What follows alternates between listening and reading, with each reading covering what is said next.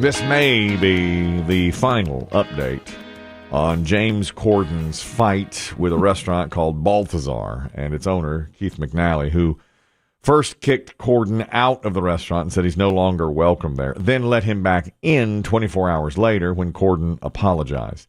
Many people have said James Corden is a baby and a prima donna when it comes to eating at a restaurant. I have seen him berate waitstaff, servers, busboys. Others have said James Corden is nothing but a perfect gentleman and a wonderful guest at our restaurant. He's welcome here anytime. When we last left you, Biggie and I had seen that James Corden had retracted his Balthazar apology. Rescinded. He said, I no longer apologize to Balthazar. They screwed up my wife's order like 3 times, and I'm not going to apologize. So all eyes turn to the Late Late Show. He's back on the air last night. Now, I was mistaken, too. I've never seen the show with James Corden. I know he does carpool karaoke, which became a big thing. And I know he's quitting the show and moving back to his native London soon.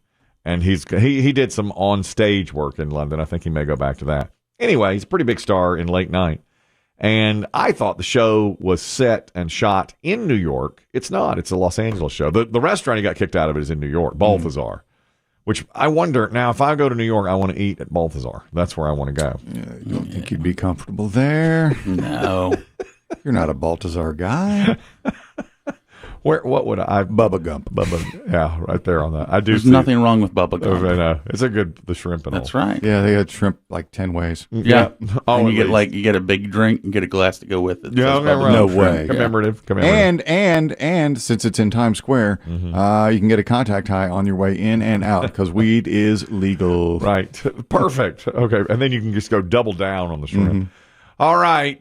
James Corden wanted to address the matter last night on his show. So a couple of weeks ago, I was in New York with some friends and we went for breakfast at one of my absolute favorite restaurants. It's a place called Balthazar, and I love it there. The service, if I lived in New York, I'd go every day on the proviso that, they would let me in. So we sit down, we ordered, and my wife explained that she has a serious food allergy, right? So when everybody's meals came, my wife was given the food that she was allergic to. No worries, we sent it back, all was good. As her meal came wrong to the table the 3rd time, in the heat of the moment, I made a sarcastic, rude comment about cooking it myself. And it is a comment I deeply regret. All right. That's the whole well. thing. So 3 bad omelets. sarcastic. Why don't I just cook the GD thing myself? The server Now, I can't remember what she's allergic to because I think I read that she ordered an egg yolk omelet, but there were egg whites in it. Usually it's the other way around. Yeah, because the egg yolk omelet is the standard. Yeah, that was it. But you can't be allergic to egg white, but not egg yolk. Can you? Yeah, this allergy seems to have shown up all of a sudden. I didn't hear about that. Yeah. But that was what we heard last week when the story first broke. There may be more to it. Does she have an egg? See, I thought maybe she had an egg allergy and some egg, but she ordered the egg yolk. She did order it. I don't know what it was. That's my understanding, yeah. So he didn't say what she was allergic to, but that's the first I've heard of allergy. I thought it was just wrong. What are these, chives? I told you 3 bleeding times, no chives. Who knows? He regrets You it. put a lot of things in an omelet. Said, I'll just go cook it myself. And the server was reduced to a shivering mass. I mean, she was in tears, apparently. So that's when Keith McNally said, hey, Corden, you're out of Balthazar forever. 24 hours later, he was back in. Okay. Then Corden went on to read some online comments about himself on the show last night. When I become president of hell, I'm going to make super hell and put James Corden in it. James Corden's so hard. God, I hate carpool karaoke so much, I don't even sing to myself anymore. And my personal favorite, which was, wait, James Corden has a wife? It's pretty good. Those are 3 solid burns. Increasingly better. Strong stuff. I know. Blank him so hard. Yeah, Jimmy Kimmel does that too. He'll have celebrities read these mean tweets about themselves, just horrible things. That's the one segment we'll never steal from TV, right, Kelly? No, I just was going to say the same thing. There's no way people write such horrible, horrible things about others online. I can never read that about myself. You all have said, don't stay out of the comments. Stay out of the comment section. And I do. I've learned that lesson. You got to put that. You cannot look at that. He read. I guess in the wake of this, it's endearing to hear stuff like that. Well, it did sound like he's kind of mended fences based on the first clip we heard. Seems like he has. And he is welcome back in the restaurant now. So I think that will end it with James Corden and the relationship with Balthazar. All right. I hope so. It's been a long time. I think my wife said that before I met her, she had gone to New York, and she said it was outstanding. Oh, she's been to Balthazar. She has been to Balthazar, yeah. Well, you'd assume somebody like James Corden probably would go to a place like that. I'm not. Yeah.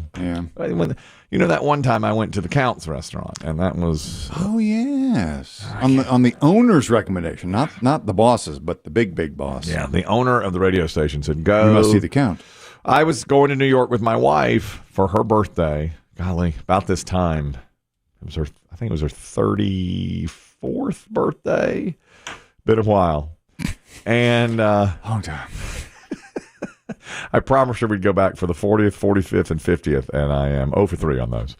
And she reminds me of that each time. And she said, or I said to these guys that worked here and the owner of the radio station, I said, is there a restaurant you all can recommend in New York? They're more worldly than I am. They've been to these big cities. And the owner of the restaurant, the owner of the radio station, turned to our GM and said, should we send him to the Count? And they're like, oh, I don't know. It was hushed tones.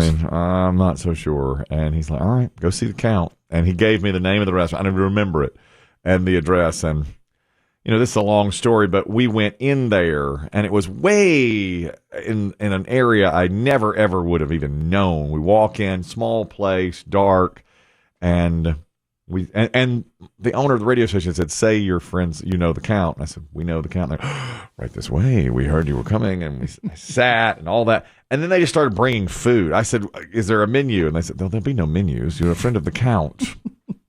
And it was like, okay. And we course after course after course. And all this wine that I didn't drink because I don't like wine. More wine? And they would just bring it. The Count sends it. Yeah.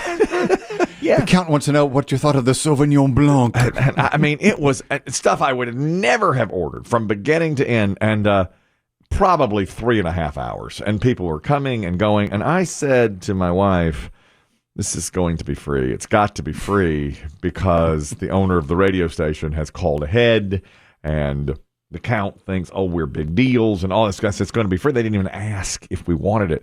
And she's like, well, it better be, because this is really, really going to be very expensive.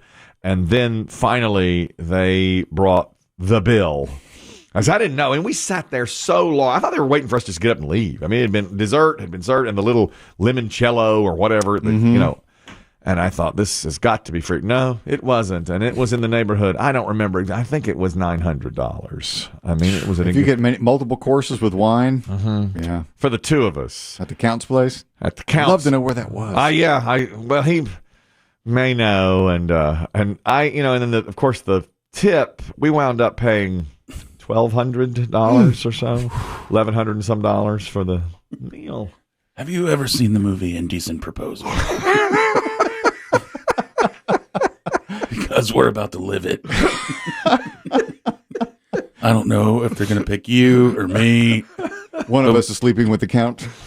One of us is going to have to do something we'll regret later. Yes. I'm going to tear us apart. And then they were, and all through the meal, they were like, well, how do you know the Count? Oh, counting me? Oh, way back. Well, forever. I was like, forever. And they're like, oh, the Count. What a wonderful, wonderful man he is. Yes. We just kept saying, oh, the Count. Yes. This had to be some kind of long-term scheme or things wind up. Joke that they did to you here. I know. And they called this restaurant and said, look, we're sending a rube to you. He's going to mention the Count. It's totally made up. We're just doing this as a joke. But there is no Count, Biggie? No, there never was. That's code word for fleece him. Yeah. Yeah. I kept on going, oh, yes, the count. He's wonderful. When's the last time you saw the count? Oh, must be 6 months since I've seen the count. All that, just complete lies. Because I kept trying to think, if I know the count and say I know the count and make up stories about the count, it'll be free. Yes. I really wanted it to be free. Did you see the count in Palm Springs? Yes. Yes, I was in Palm Springs with the count. No idea. And then, of course, the last thing they say, oh, please, when you see the count, give him our best. I will. That we had an opportunity to go see Saturday Night Live and missed it because it was now 12:30 by the time we left. We started at 8 and it was 12 by the time we got out of the restaurant. Just unbelievable. On a quick side note, Biggie, you brought up that movie from, I can't remember even the year, Indecent Proposal with Redford, Woody Harrelson, and Demi Moore. How does that end? The couple get back together? I think they did. Don't they meet at the beach? So. Yeah, they did. Because she does it. I know. It's for $1 million, and he's a gambler. Yeah. Well, I would have probably sent the wife off. I hate to say that. But I'm not sure you're worthy enough to win her back. The count is ready for his hand job. What? If you'll follow me to the kitchen. You said you knew the count. What? I know. Oh my God, I know. Now he's spread out the money all over the bed. So, I mean, that's yours to keep. Yeah. Well, that movie's not great. But it's not great. No, but it's interesting. Here's one for you. I saw this on Reddit last night. All right, I was just tooling around. I think I know what you would do, Biggie. Listen to this. Really interesting story. Now, what would you do? And I don't even know if it's real, but it was like a what would you do? And it's a woman who said, I was engaged to a guy. He broke my heart and really almost ruined my life. We were dating right out of college. We were together for 3 years. We got engaged. About 6 months after we got engaged, his business took off. He came into a lot of money and was suddenly worth millions. He totally changed.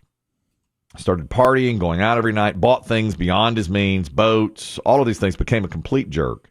It was obvious that he was cheating on me, so I broke it off. This is a woman talking now. He told me that I would regret not being with him. He had outgrown me. He said terrible things to our mutual friends that were not true. Many of them turned their backs on me. He had more fun things to offer. He had money. The money kept coming in. He completely changed, and it was too bad because at one point we had been, I thought, soulmates, she says. That was about 12 years ago. I had not seen him since we broke it off. And I've never really been with anyone serious since we broke it off. Wow. All right, so now she's what? Mid-30s, I guess? Yeah. She's right out of college, probably 38, 39.